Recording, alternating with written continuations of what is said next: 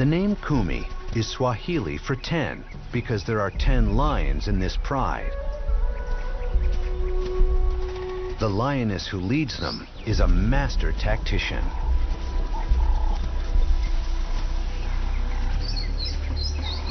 She and her sister are the only adults. They have 8 youngsters to train in the fine arts of hunting. As they patrol their territory, they keep their eyes peeled. The Kumi lions specialize in daylight ambush hunting. They look for targets of opportunity, mostly zebra and antelope. Even giraffes are fair game.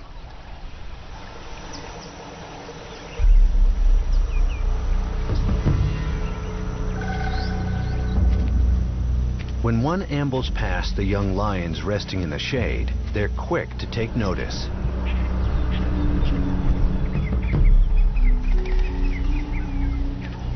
This is a temptation they can't resist.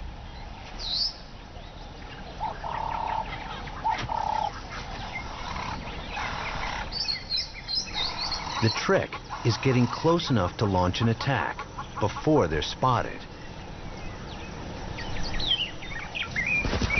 The giraffe's best defense is a long stride, but the lions are in hot pursuit.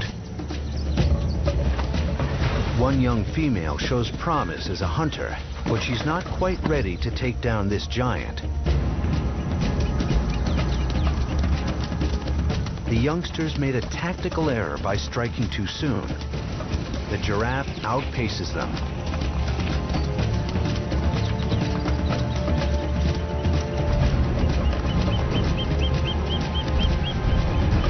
It was a valiant effort, but these novices have a lot to learn.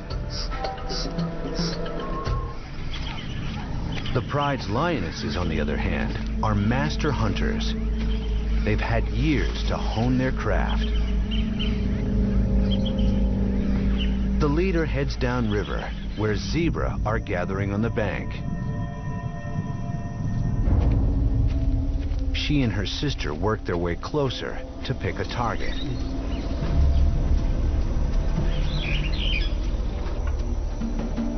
Baboons and impala have chosen the same watering spot. So has a group of buffalo. The lions can't afford to spook these bystanders. If they raise an alarm, it would spoil the attack.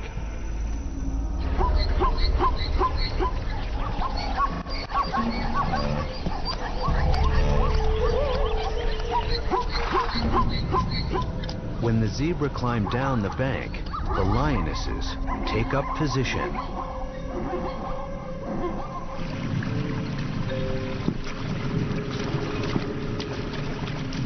Down on the river, the impala are making trouble. Males are going head-to-head, challenging their rivals and defending their mates.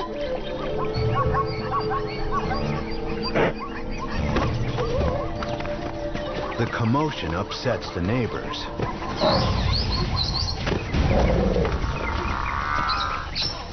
The animals begin to scatter.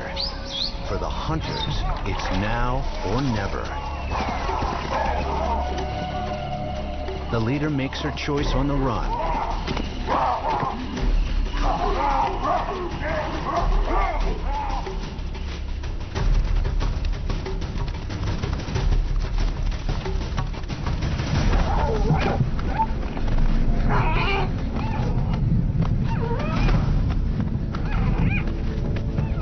Her chokehold is a classic technique.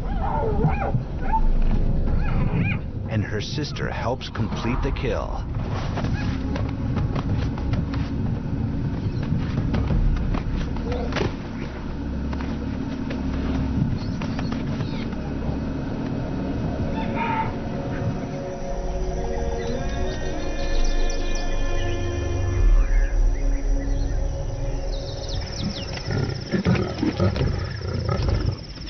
As long as the Kumi lions are satisfied with smaller prey, the buffalo have little to fear.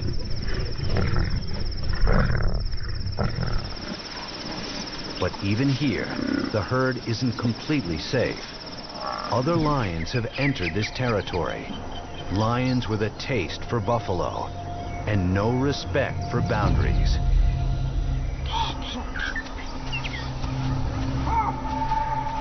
This is an unusual pride, the Inja. Their name means hungry. It's a good description for these lean cats. The group of 15 lions has its own territory. But to satisfy their hunger for buffalo, they trespass on the territories of at least 5 other prides. Just like human poachers, they depend on stealth and speed to make clandestine kills while trying to avoid the local residents.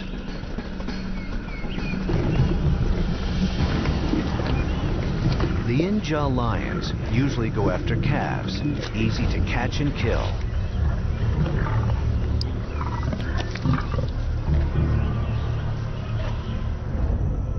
Today, they're hunting in the Kumi Pride's territory. But they're playing a dangerous game. If they're spotted by the Kumi, they risk being attacked.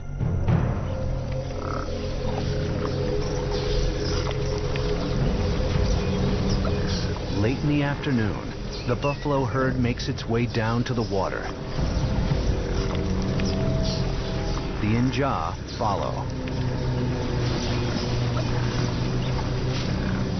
The lions wait until most of the herd has retreated to the forest. Then they look for stragglers.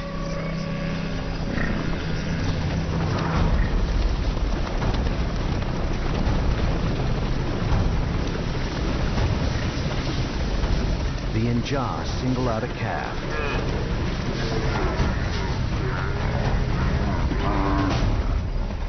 Its mother and the other buffalo have no chance to mount a defense.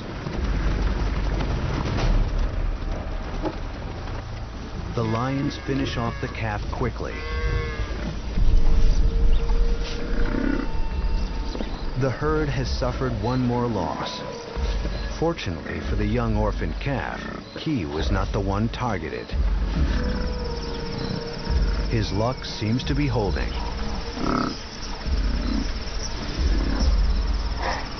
But there are still harsh trials ahead.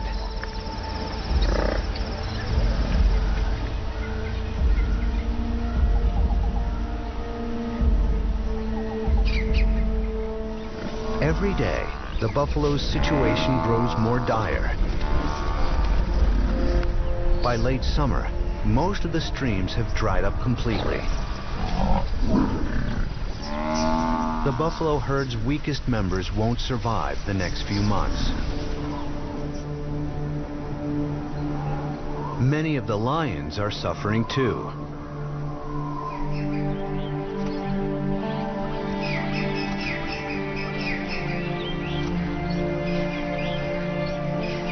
Some are nursing injuries from their battles with buffalo. For a lion, a broken leg is certain death.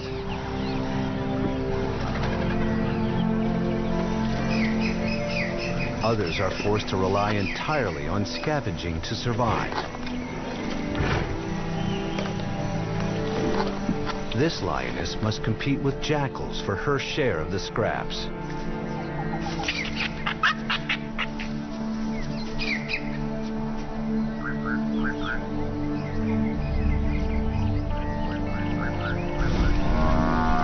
As they continue their search for water and food, the desperate buffalo double back. They return to the border area of the Baobab Pride. By now, the Mwagusi River is long gone. But somehow, the elephants know how to find water. They dig in the riverbed, uncovering hidden sources.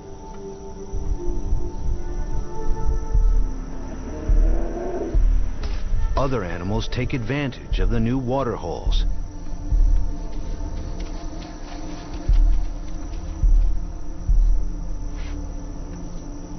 And some, including a few of the Baobab lions, have even mastered the elephant's technique.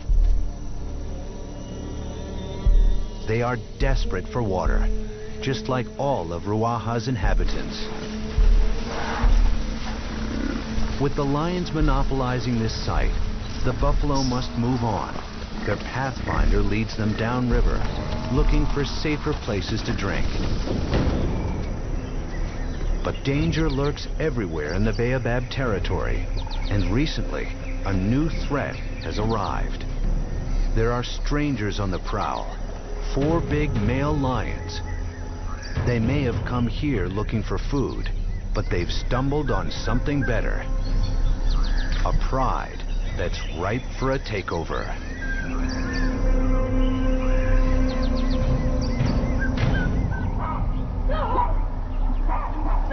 The intruders make their presence known gradually,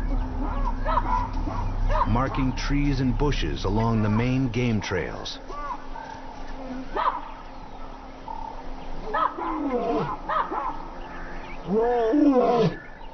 There's not much the old resident males can do, except broadcast loud warnings.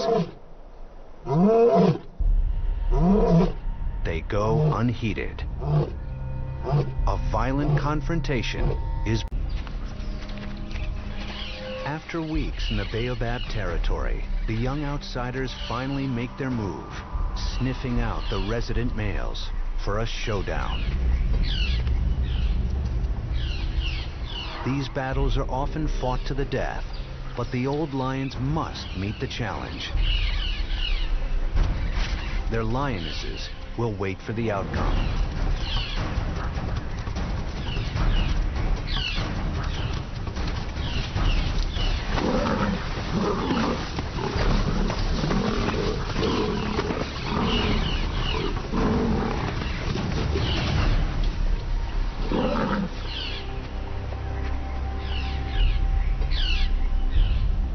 The battle is short and one-sided. The old Baobab males are beaten and forced into exile.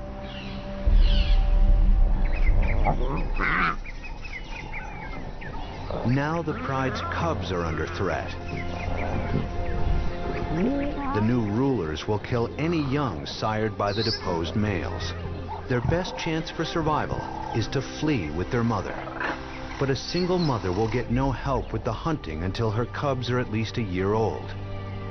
She'll have to provide food and protect them from predators, including other lions. After she escapes, the usurpers begin mating relentlessly with the remaining lionesses. They'll make sure that the pride's next generation carries their genes. That's how they consolidate their takeover. The lions are getting a head start on the future. But for now, the challenge is surviving this hard season.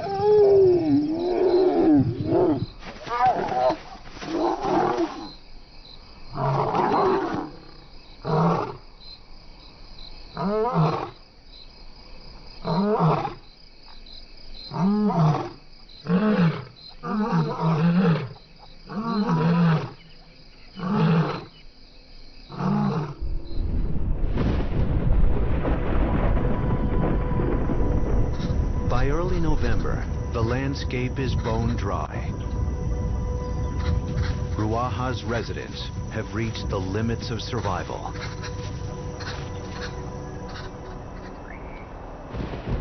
Then, at long last, distant thunder signals a welcome transformation.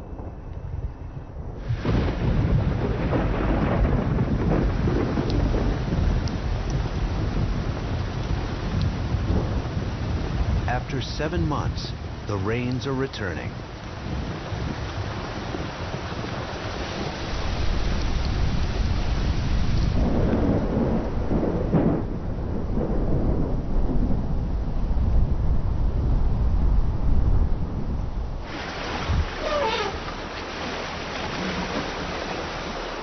Within weeks, there's an abundance of life-giving water.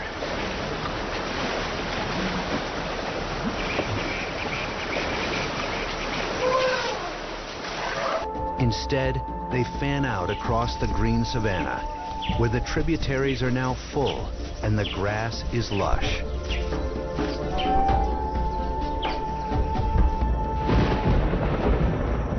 big buffalo herds break up into small groups again.